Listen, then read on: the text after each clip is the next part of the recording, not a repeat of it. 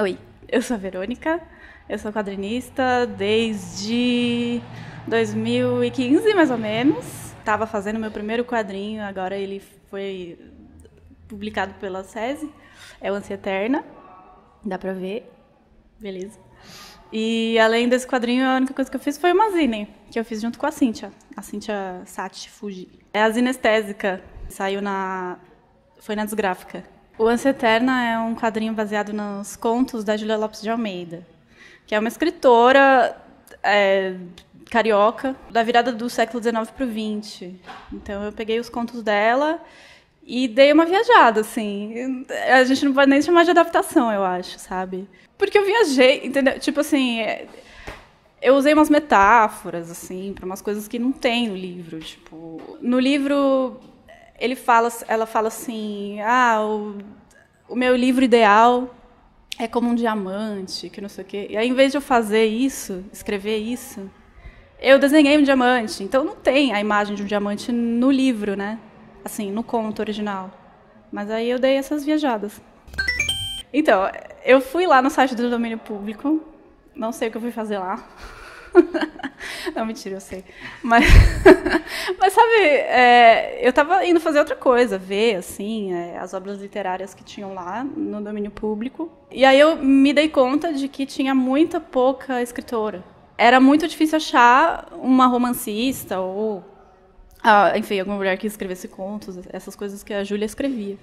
Então eu achei a Júlia e comecei a pirar em fazer quadrinhos, assim. Foi meio acaso. Enquanto eu fui lendo, eu fui me identificando com os contos. E isso foi muito chocante, assim, porque, cara, virada do século XIX para o XX, e eu tô me identificando com isso, sabe? Foi muito louco, assim. Falando de questões internas de ser mulher, assim. Porque ela escrevia, o público dela era feminino, né? Eu escrevia para jornal, era muito questão feminismo da época mesmo, assim, né? E, cara, feminismo da época, e eu tô me identificando com esse feminismo dessa época, saca? Eu achei muito louco, assim. E aí eu fui me envolvendo com isso.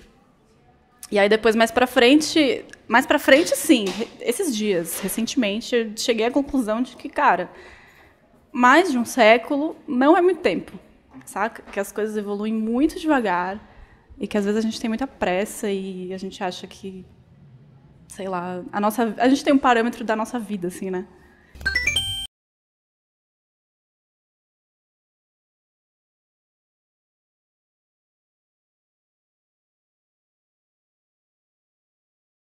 Foi uma curiosidade que eu falei, eu acho que as pessoas vão gostar de saber disso, assim, porque ela foi vetada e a gente não tem essa consciência de que antigamente as mulheres elas eram proibidas mesmo de fazer as coisas, né?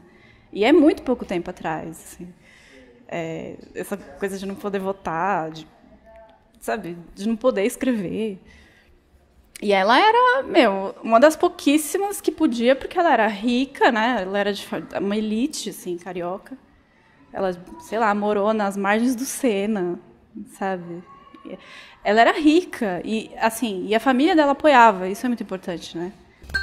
Olha, quando eu estava lendo Os Porcos, eu fiquei muito inspirada. Foi aí que rolou a vontade de fazer quadrinhos, enquanto eu estava lendo Os Porcos.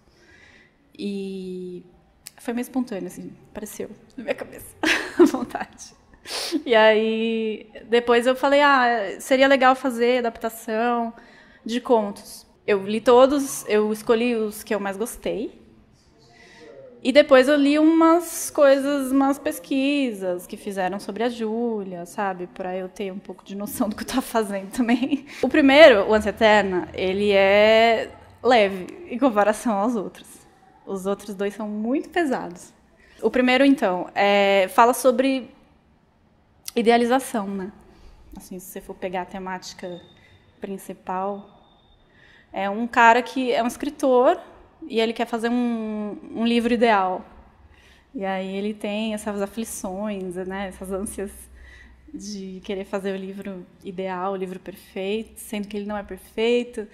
E aí ele conta uma história dentro da história para exemplificar essa aflição dele. Aí o segundo conto é Os Porcos, que é essa tragédia, assim, que você fica morrendo de dor no coração. Porque é a história de uma cabocla camponesa que sofre porque ela está grávida. Então ela sofre desaprovação do pai. E aí ela quer se vingar do cara que engravidou ela. O pai dela quer dar o filho dela para os porcos comerem. E ela prefere matar o próprio filho a ter que dar para os porcos comerem. Então, essa vibe. E aí tem a Caolha, que é o conto mais famoso, que é super fácil de achar. A Caolha é a mãe do personagem principal, na real, né? A história é mais pro filho dela, que sofre a vida inteira porque ele é zoado, tipo, fazem bullying com ele porque a mãe é caolha. E aí ele, enfim, desiste da escola, ele pede emprego por causa disso, porque ele é muito zoado e ele atrapalha e tal. E aí depois a história vai se desenrolando porque a gente quer saber por que ela é caolha e tal.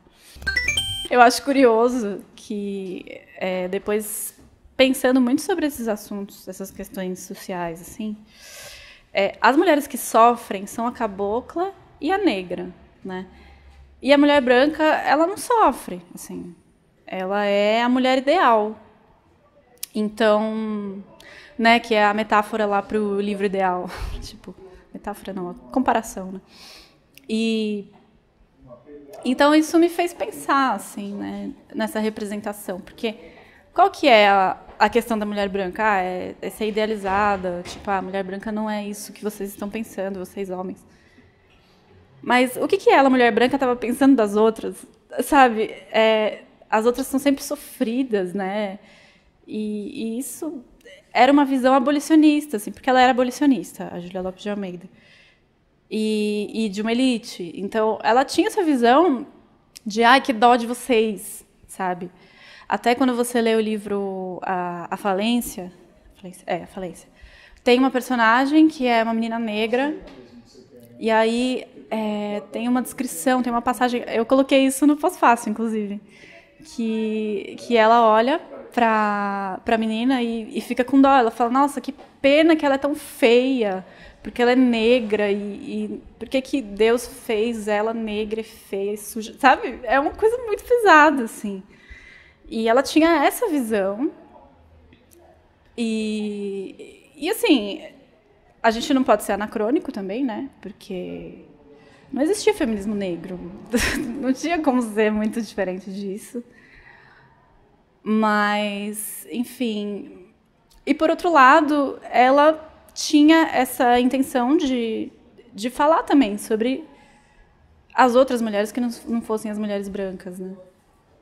Enfim, é interessante ficar pirando nisso, assim. Então, a dificuldade principal, eu acho que foi assim... É uma escritora que marcou a literatura brasileira. Então, ela escreve bem, o negócio já está pronto. Não tem que mexer, sabe? Era isso que estava me pegando, assim. Aí eu falei, bom, eu vou transformar para quadrinhos, o que eu vou fazer com isso, né? Porque se eu pegar o texto e colocar no quadrinho, eu acho que eu não vou estar fazendo nada de muito relevante, sabe? Então eu peguei, assim, a minha busca enquanto quadrinista, que é ficar pirando nessas possibilidades plásticas do quadrinho, ficar pirando em composição, em pintura, né? Porque eu sou a louca da pintura. E aí focar mais nisso, assim, porque as histórias já tá fechadinho, né? Acho que foi isso. Se você quiser me achar, você vai no Instagram, @veronica.berta, não esquece do ponto. E o FIC, né? O lançamento vai ser no FIC. É mesa 40, coletivo Tartofrese, que é uma dupla e não um coletivo, mas tudo bem. Aí vocês vão lá e acham nós. A gente vai estar lá. E... é isso, rede social. Eu não uso Facebook, página de Facebook, eu não dou conta. Calma aí, então vou reformular. Fala teu Instagram e tua mesa do FIC. Minha mesa do FIC. Fala de novo, então. Tipo, no final do vídeo, tu... não usa rede social não, Facebook. Eu não uso essas coisas, não. Então, se você quiser me achar, vai no... Tá rindo. Engraçado. Vai, de novo.